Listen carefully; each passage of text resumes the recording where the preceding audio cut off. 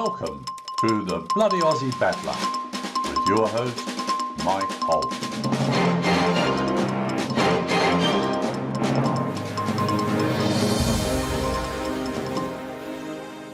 Welcome back, Peter. It's nice to see you again, mate. How are you? I'm good. Yourself? Very good, mate. Good. We're going to be talking about the HSBC Bank, which has stolen quite a substantial amount of money from the BitChute online video company. Can you tell us a bit about that, please? In the United Kingdom, there's a Theft Act of 1968, which makes it a 7-year indictable offence to steal. Now, banks aren't allowed to take your money and not give it back to you. So at this point, the person who started BitChute has an option to lodge what's called a private prosecution. Now, I checked that private prosecutions are still available in the UK, and I found out they are. I also found out that certain solicitors specialise in it and would probably be prepared to do it on a pro bono publico basis, on the understanding that since 1487, the private prosecutor is entitled to half the penalty that's inflicted, and the Crown gets the rest. So it's like a Crown private-public partnership. So we've got a situation where Hong Kong and Shanghai Bank has taken a 5-figure sum and refused to make it available to the owner. Now that's theft. That's just common garden theft. Right. And the owner of BitChute is quite entitled to bring a private prosecution.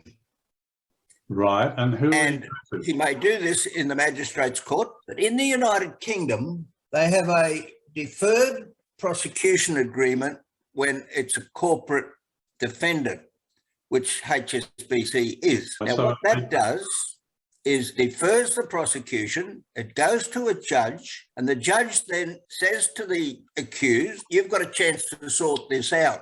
And under normal conditions, the accused will sort it out. They'll agree on some compensation for the damage done, and everyone's happy. Everyone goes away and is happy.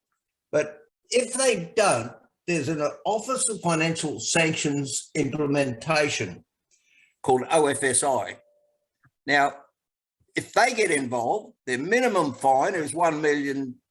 So that's not a small amount of money. And it's a very interesting situation. So what we've got is the owner of BitChute can go and find a way of bringing a private prosecution. That private prosecution can be lodged, I believe, in a magistrate's court in the United Kingdom, but then it goes to a judge for a deferred prosecution agreement after he serves the bank.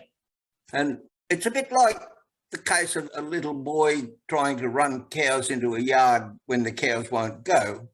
All he needs is one little blue dog to go with him, and the cows go in every time. So you've got to let the Hong Kong and Shanghai Bank know that you have a blue dog and you're prepared to sue him if you need to. So that's probably about all we need to say about the BitChute problem, really. Not entirely. So when the court considers whether to charge a company with a criminal offence, the prosecutors will have to consider 2 questions. 1, is there sufficient evidence to provide a realistic prospect of conviction?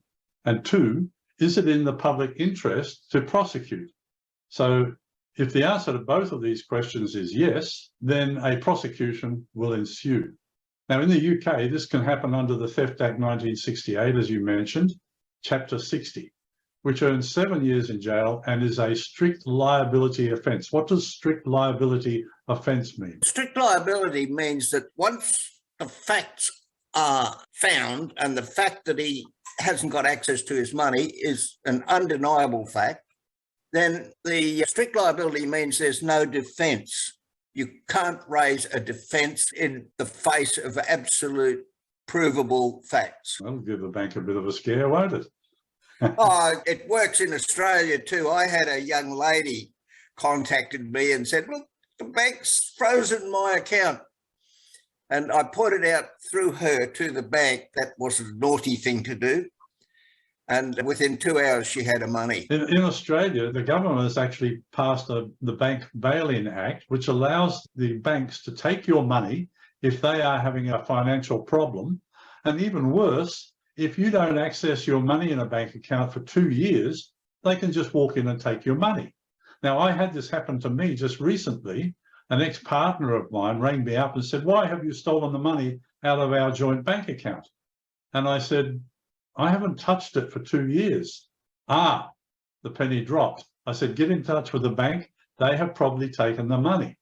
And half an hour later, he came back to me. Sure enough, yes, they had taken the money and they had now put it back into the bank account. So we've got to be very careful. The banks and the government are colluding. Now, also, these DPAs, a deferred prosecution agreement, some of the key features of these are that they enable a corporate body to make full reparation for criminal behaviour without the collateral damage of a conviction. So, for example, sanctions or reputational damage that could put the company out of business and destroy the jobs and investments of innocent people. A DPA is concluded under the supervision of a judge who must be convinced that the DPA is in the interest of justice and that the terms are fair, reasonable and proportionate. And a DPA can avoid lengthy and costly trials, and they are transparent public events. Now, we also mentioned conspiracy to defraud includes cheating the public revenue under the Theft Act 1968, false accounting, suppression of documents, dishonesty retaining a wrongful credit, unlawful fines, usury on bank loans, repossessing property under false pretenses. Would you agree with all of that?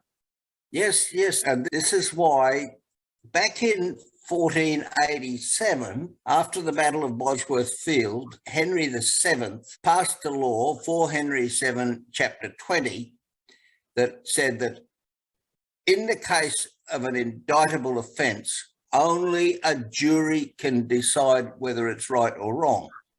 At that time in England, judges were basically giving dispensations to wealthy clients, and that was cheating their revenue, and Henry VII put an end to it.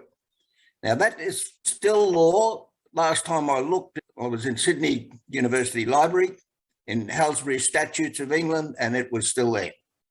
Good. So that was, as far as I'm concerned, it's also contained in Section 44 of the Australian Crimes Act 1914.